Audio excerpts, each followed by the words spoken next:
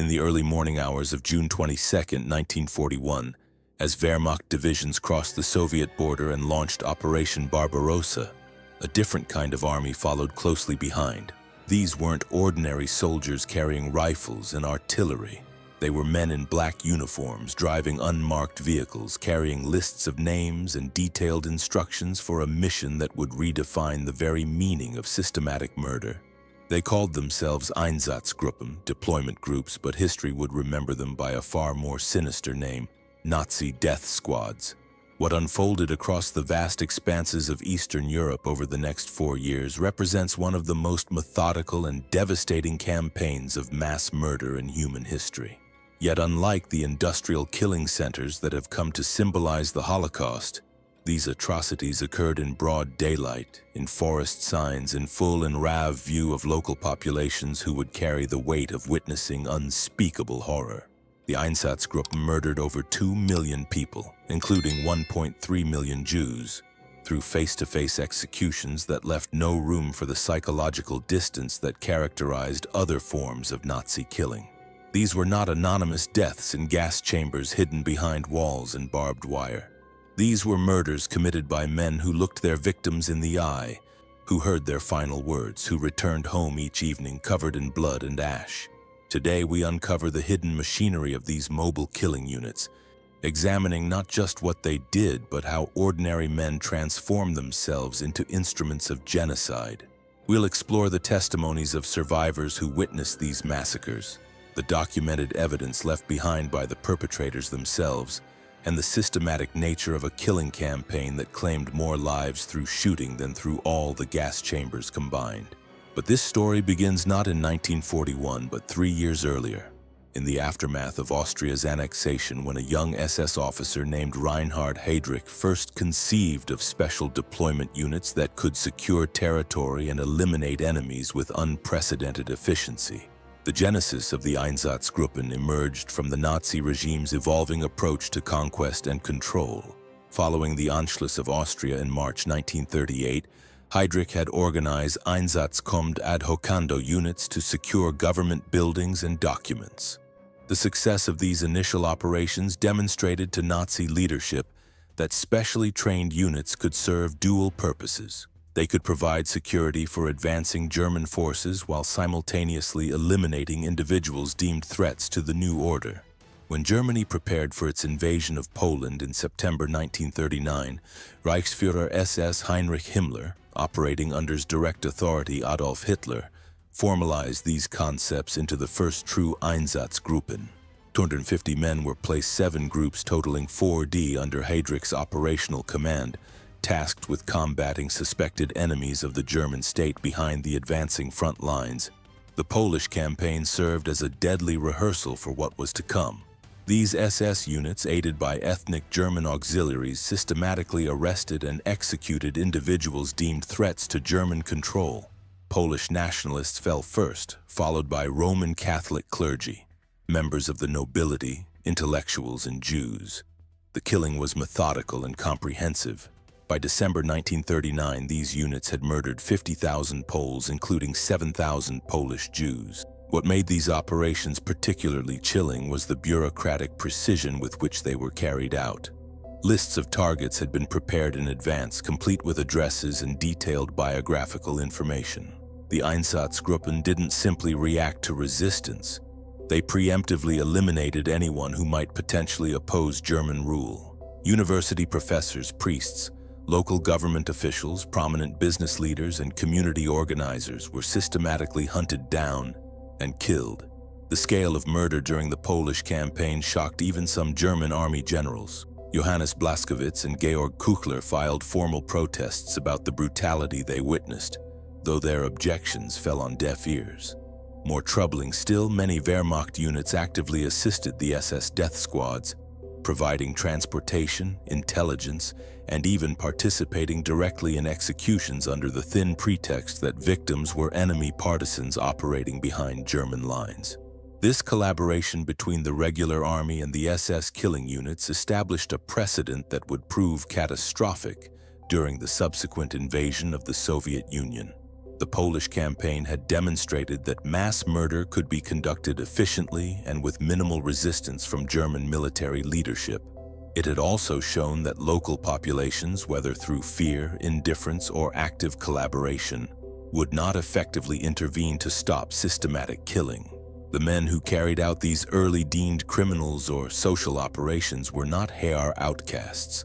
They were educated professionals, lawyers, police officers, civil servants, and academics. Many held university degrees and came from respectable middle-class backgrounds. What transformed these ordinary men into killers was a combination of ideological indoctrination, peer pressure, and the gradual normalization of violence through incremental escalation. The psychological mechanisms that enabled this transformation would be studied for decades after the war. Christopher Browning's research into Reserve Police Battalion 101 revealed how normal men could become mass murderers through a process of gradual desensitization, authority compliance, and group dynamics. The same patterns that Browning identified in his work were evident in the early Einsatzgruppen operations in Poland. As the Wehrmacht prepared for Operation Barbarossa in the spring of 1941, Himmler and Heydrich began planning an expanded version of the Polish model. The invasion of the Soviet Union would provide cover for the most ambitious killing campaign in human history.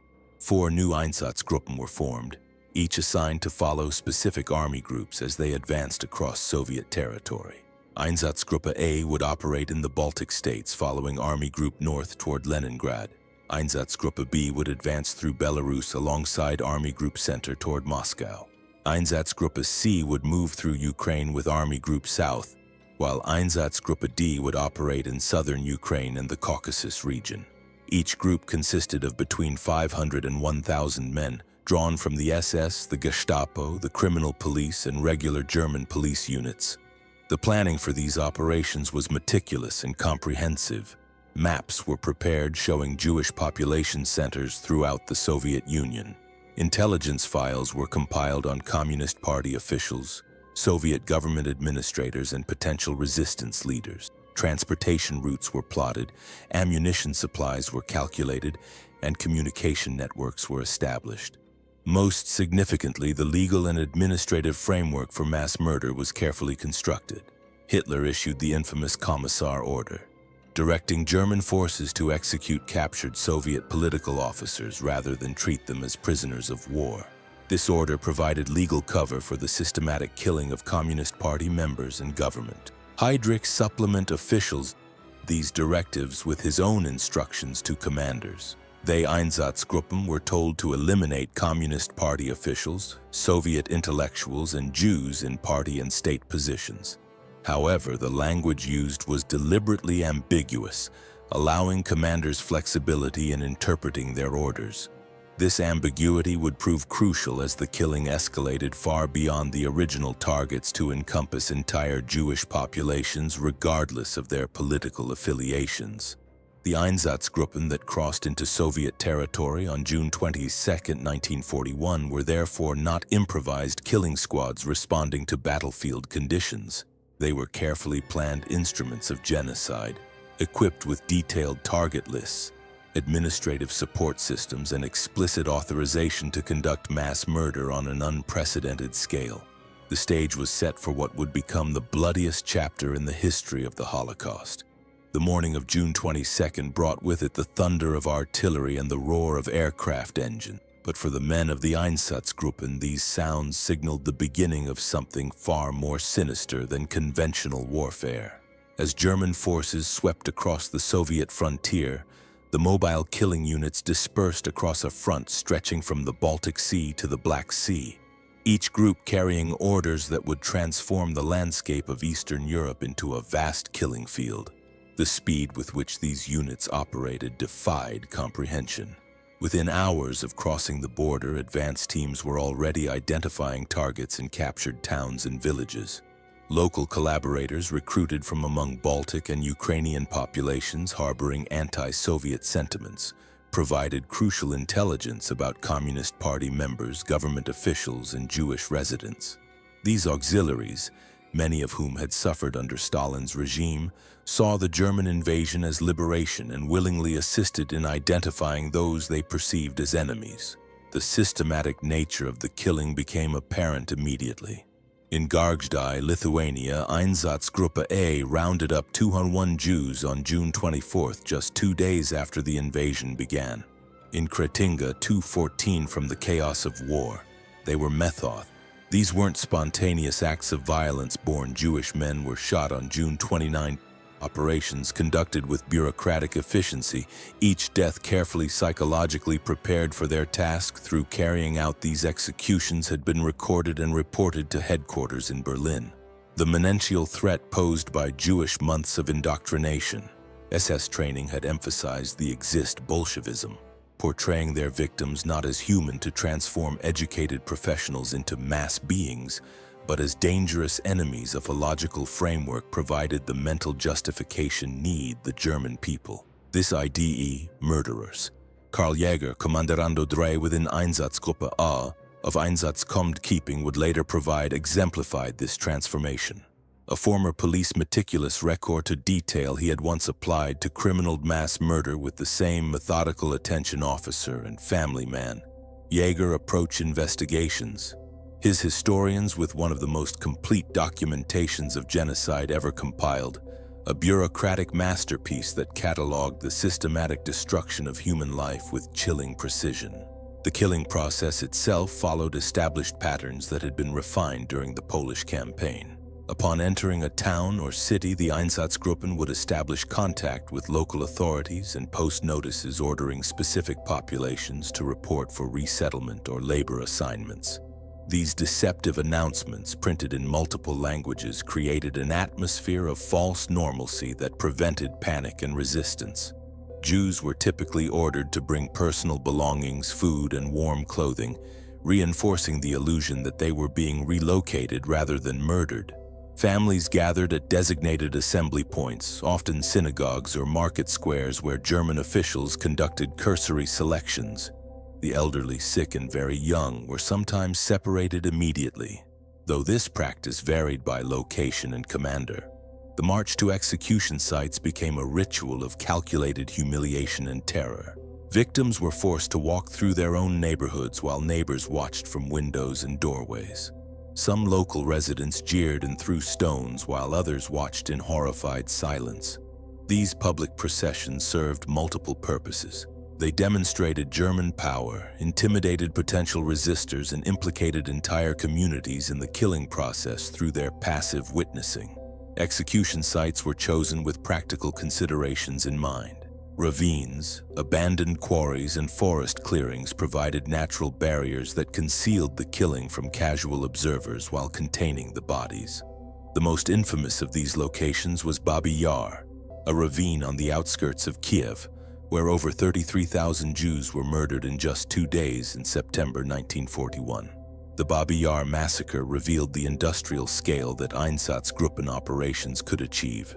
On September 29th, notices appeared throughout Kiev ordering all Jews to report for resettlement. The announcement, posted in Russian and Ukrainian, directed families to bring documents, money, valuables, and warm clothing to a collection point near the Jewish cemetery. The bureaucratic language and official appearance of the notices convinced most recipients that this was indeed a legitimate resettlement operation. What followed was a masterpiece of deception and logistics.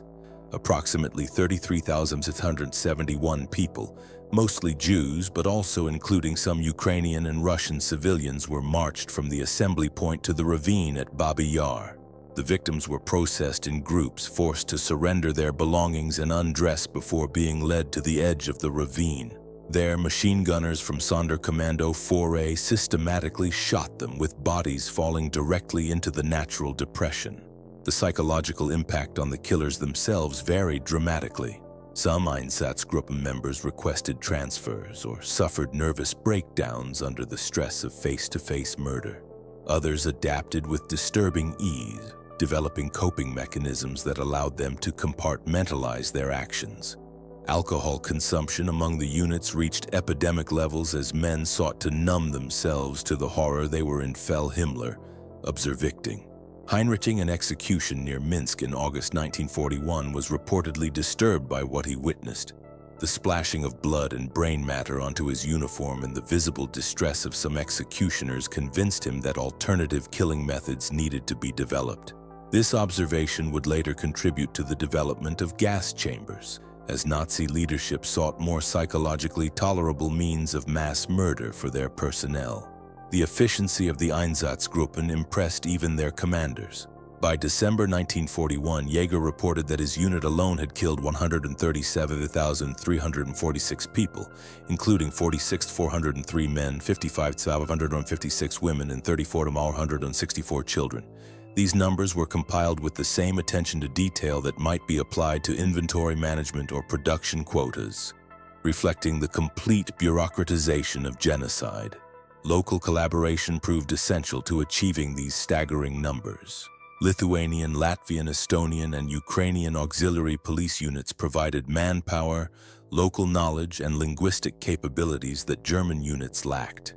These collaborators often displayed greater brutality than their German counterparts, settling personal scores and expressing deep-seated anti-Semitic beliefs through participation in mass murder. The involvement of local populations extended beyond active collaboration to passive complicity. Neighbors who had lived peacefully alongside Jewish families for generations suddenly found themselves beneficiaries of abandoned property and businesses. This economic incentive created a web of complicity that made resistance more difficult and escape nearly impossible for potential victims. As winter approached and German forces became bogged down in prolonged fighting, the Einsatzgruppen continued their deadly work with relentless efficiency. The frozen ground made burial more difficult, leading to the construction of massive pyres where bodies were burned rather than buried. The smoke from these fires was visible for miles, creating an apocalyptic landscape that witnesses would remember for the rest of their lives. The systematic nature of the killing extended to the disposal of evidence. Valuables were carefully sorted and shipped back to Germany, while clothing and personal effects were distributed to ethnic German settlers or sold in local markets. This economic exploitation of murder victims represented another layer of dehumanization, reducing human beings to their material worth while erasing their individual identities. By the spring of 1942, the Einsatzgruppen had fundamentally altered the demographic landscape of Eastern Europe. Entire Jewish communities that had existed for centuries were wiped out in a matter of hours. The cultural and intellectual life of the region was decimated as teachers, doctors, lawyers, and religious leaders were systematically murdered. The survivors, traumatized and scattered, carried with them memories of unspeakable horror that would haunt them for the remainder of their lives. The transformation of Eastern Europe into a landscape of mass graves was not merely the result of German efficiency but of a carefully orchestrated system that relied on the complicity of thousands. As 1942 dawned across the blood-soaked territories, the Einsatzgruppen had evolved from mobile killing units into the architects of a genocide that operated with industrial precision, yet maintained the intimate brutality of face-to-face murder. The psychological toll on the perpetrators themselves became increasingly evident as the killing continued month after month. SS Oberfuhrer Friedrich Jeckeln, who commanded operations across the Baltic states and Ukraine, developed what became known as the Jeckeln system to maximize efficiency while minimizing the psychological burden on his men. This method involved forcing victims to lie face down in pre-dug trenches before shooting them in the back of the head, allowing executioners to avoid direct eye contact while ensuring maximum use of grave space. The bureaucratic machinery supporting these operations grew increasingly sophisticated throughout 1942. Detailed reports flowed back to Berlin documenting not just numbers of dead, but also the economic value extracted from victims. Gold teeth were collected by the kilogram, clothing sorted by quality and destination, and personal photographs destroyed to eliminate individual identity. This systematic dehumanization served a dual purpose. It maximized the material benefit to the Reich while psychologically distancing perpetrators from the humanity of their victims. Local populations found themselves increasingly implicated in the killing process through both active participation and passive acceptance.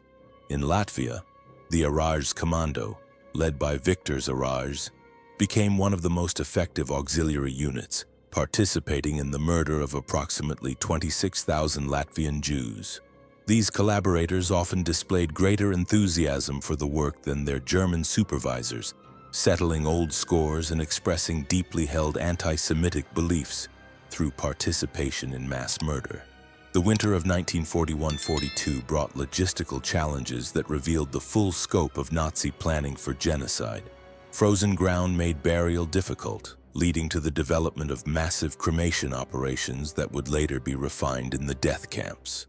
The smoke from these pyres, visible for miles across the snow-covered landscape, created an apocalyptic atmosphere that survivors would describe as resembling scenes from medieval depictions of hell.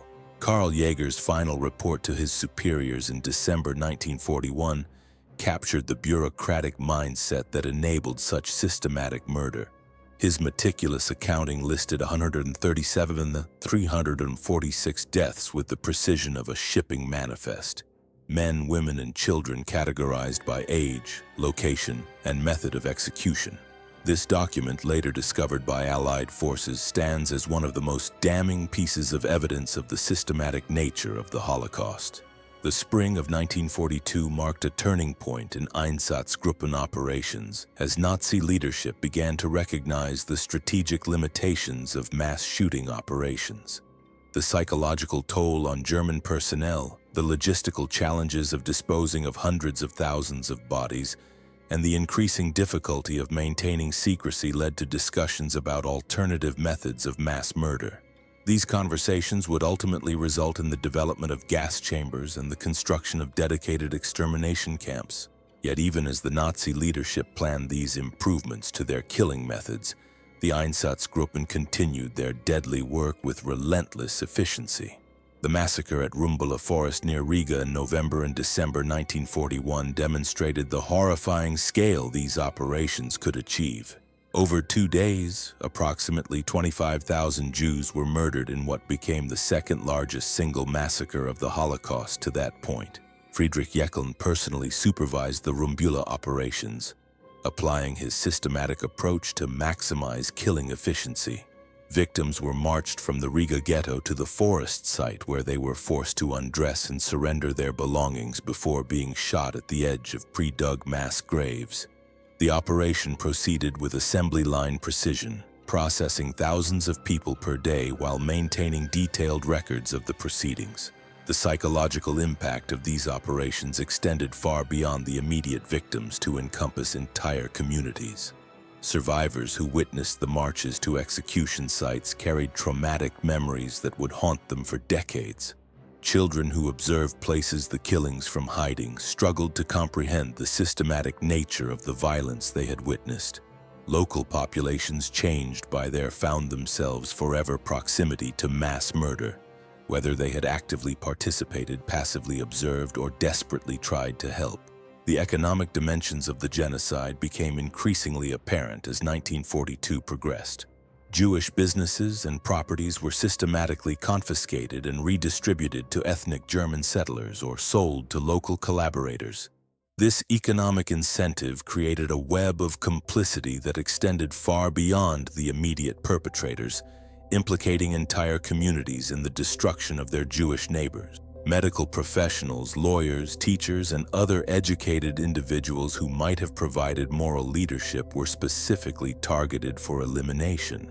This systematic destruction of intellectual and cultural elites served the dual purpose of eliminating potential resistance leaders while degrading the social fabric of occupied territories. The loss of these individuals created cultural voids that would take generations to fill. The documentation of these atrocities by the perpetrators themselves reveals the extent to which they viewed their work as a professional undertaking deserving of recognition and advancement. SS officers compiled detailed reports highlighting their efficiency and innovation in killing methods, seeking promotion and commendation for their contributions to the Reich. This bureaucratization of murder transformed genocide from an emotional outburst into a career opportunity for ambitious young Germans. As German forces became increasingly bogged down in extended fighting across the Eastern Front, the Einsatzgruppen found their operations complicated by partisan activity and growing resistance from local populations. Jewish survivors who had escaped initial roundups often joined their intimated partisan groups, using knowledge of local terrain to conduct sabotage operations against German supply lines. The response to this resistance was characteristically brutal and comprehensive. Entire villages suspected of harboring partisans were destroyed, with all inhabitants murdered regardless of their actual involvement in resistance activities. This collective punishment strategy further implicated local populations in the violence while demonstrating the lengths to which German forces would go to maintain control. By the autumn of 1942, Heinrich Himmler began to recognize that the Einsatzgruppen model, while effective in the short term, was not sustainable for the long-term goals of the Nazi regime. The psychological toll on German personnel, the logistical challenges of mass shooting operations, and the increasing difficulty of maintaining secrecy led to orders for the development of more humane killing methods that would be less traumatic for German executioners. This concern for the psychological welfare of perpetrators rather than any consideration for victims drove the development of gas chambers and extermination camps that would characterize the later phases of the Holocaust. The lessons learned from Einsatzgruppen operations informed the design of facilities like Treblinka, Sobibor, and Belzec, where the killing process could be conducted with greater efficiency and less direct involvement from German personnel. The legacy of the Einsatzgruppen extended far beyond their immediate victims to encompass the complete transformation of Eastern European society. Ancient Jewish communities that had contributed to the cultural and economic life of the region for centuries were wiped out in a matter of months. The intellectual and professional classes that had provided leadership and continuity were systematically eliminated. The social bonds that had held diverse communities together were shattered by the revelation of how quickly neighbors could turn against neighbors. Even as the war began to turn against Germany in 1943, the killing continued with undiminished intensity. The Einsatzgruppen had created a momentum of violence that seemed to feed on itself, drawing in ever larger numbers of participants and victims. The bureaucratic machinery they had established continued to function even as military defeat became increasingly apparent, demonstrating the extent to which genocide had become institutionalized within the Nazi system. The testimonies of survivors who managed to escape these operations provide haunting insights into the psychological impact of witnessing systematic mass murder. Many described a sense of unreality, an inability to comprehend that such methodical brutality could be conducted by ordinary human beings. The trauma of these experiences would affect not only direct survivors but their children and grandchildren, creating intergenerational wounds that persist to this day. As the brutal efficiency of mass shooting operations reached its zenith in late 1942, an ominous recognition began to dawn on Nazi leadership. The psychological strain on German executioners, combined with the logistical nightmare of disposing of hundreds of thousands of bodies, had created an unsustainable situation. Heinrich Himmler, observing the visible distress among SS personnel returning from the Eastern Front, understood that the current methods could not continue indefinitely if the Reich hoped to maintain operational effectiveness. The solution that emerged would prove even more chilling than the face-to-face brutality of the Einsatzgruppen. Drawing on experience gained from the euthanasia program and early experiments with gas vans, Nazi engineers began developing stationary killing centers designed to process victims with assembly line efficiency, while shielding perpetrators from direct psychological trauma. The mobile killing squads had served their purpose as laboratories of death, but the lessons learned would now be applied to create an even more devastating machinery of genocide. Paul Blobel, the architect of the Babi Yar massacre, found himself reassigned to a new and equally sinister mission. In June 1942, he received secret orders to establish Sonderaction 1005, a special unit tasked with eliminating evidence of mass murder across occupied Europe. The tide of war was turning, and Nazi leadership had begun to contemplate the possibility of defeat. The mass graves scattered across thousands of square miles of Eastern European territory represented damning evidence that could not be allowed to fall into Allied hands. The cover-up operation that Blobel orchestrated revealed the full scope of Nazi awareness regarding their crimes. Teams of Jewish prisoners shackled to prevent escape were forced to exhume mass graves and burn the decomposing bodies on massive pyres constructed from railroad ties. These Leichenkommandos, or corpse units, worked under the constant threat of execution, knowing that their knowledge of the evidence destruction made them particularly dangerous witnesses. The systematic erasure of evidence extended far beyond simple body disposal. Documentation was destroyed, photographs were burned, and witnesses were eliminated. Local populations who had observed the killings were warned to remain silent or face severe consequences. The efficiency with which Nazi forces attempted to erase their crimes demonstrated the same methodical planning that had characterized the original murders. Yet even as they worked to destroy evidence of past atrocities, the killing continued with unabated intensity. The Einsatzgruppen had established a momentum of violence that seemed to feed on itself, drawing ever larger numbers of participants into the machinery of death. Local auxiliary units, having tasted the power that came with German backing, continued their work with enthusiasm that often exceeded that of their supervisors. The psychological transformation of perpetrators had become complete by this stage of the war. Men who had begun their service as ordinary police officers or civil servants now functioned as efficient killers, capable of processing hundreds of victims per day without apparent emotional disturbance. The gradual desensitization that had begun in Poland reached its culmination in the vast killing fields of the Soviet Union, where human life had been reduced to statistical abstractions in those bureaucratic reports. The testimony few who survived these operations provide haunting glimpses into the systematic nature of the violence. Abraham Sutzkever, a poet who escaped the Ponary massacre near Vilnius, described watching German soldiers sort through the clothing of murdered children, selecting the finest garments for shipment back to Germany. The methodical exploitation of victims extended beyond their deaths, transforming even their final possessions into resources for the Reich.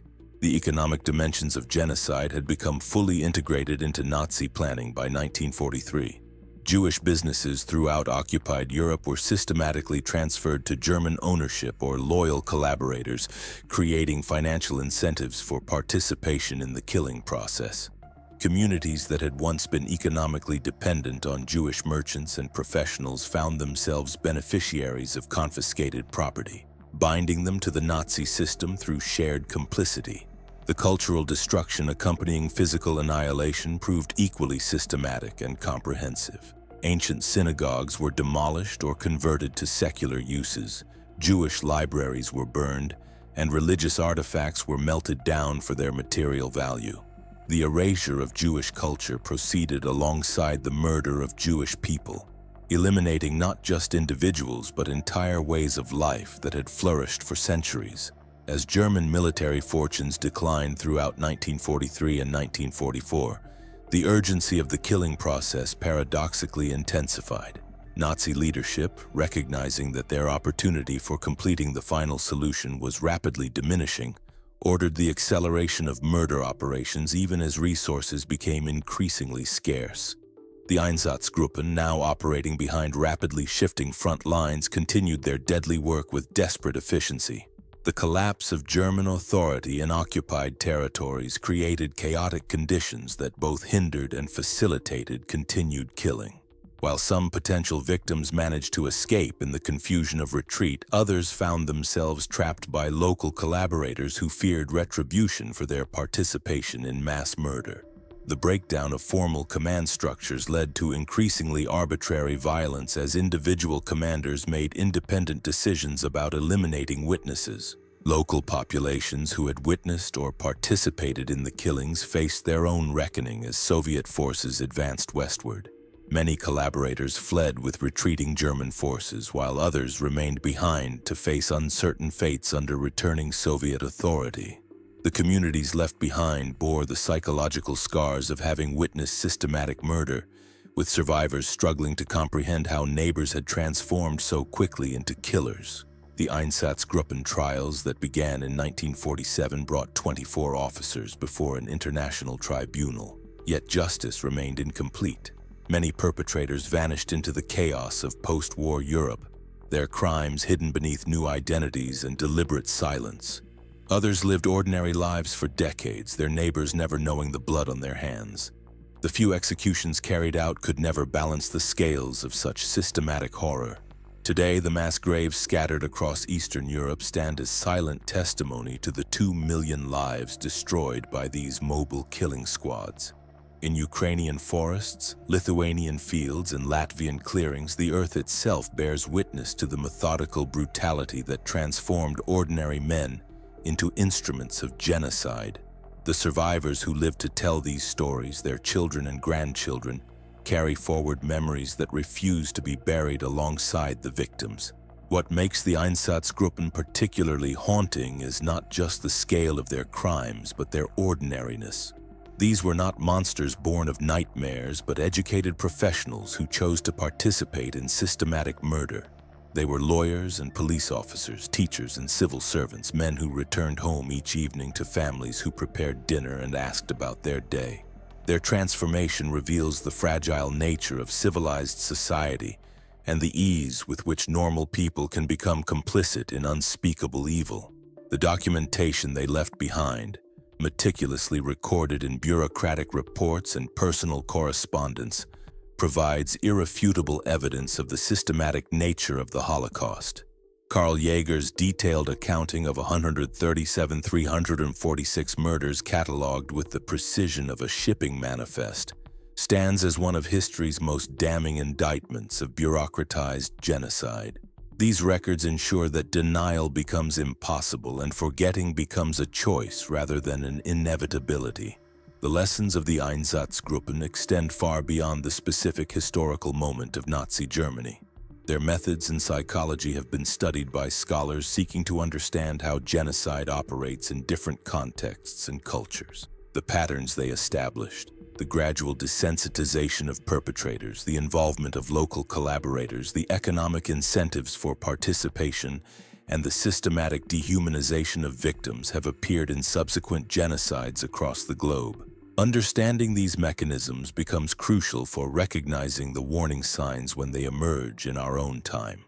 The transformation of neighbors into killers does not happen overnight, but through incremental steps that each seem reasonable in isolation. The bureaucratization of violence, the use of euphemistic language to disguise murder, and the creation of legal frameworks to justify the unjustifiable all serve as markers of society's sliding toward systematic atrocity. The memory of the Einsatzgruppen challenges us to remain vigilant against the forces that enable such transformations.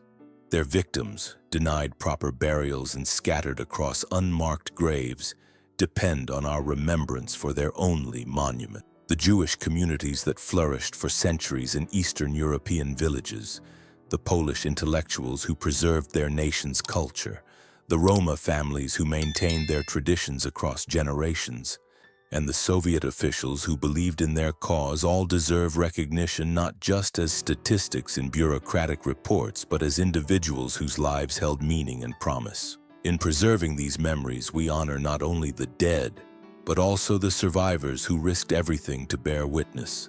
Their testimonies, often dismissed or ignored for decades after the war, now serve as the foundation for our understanding of these crimes.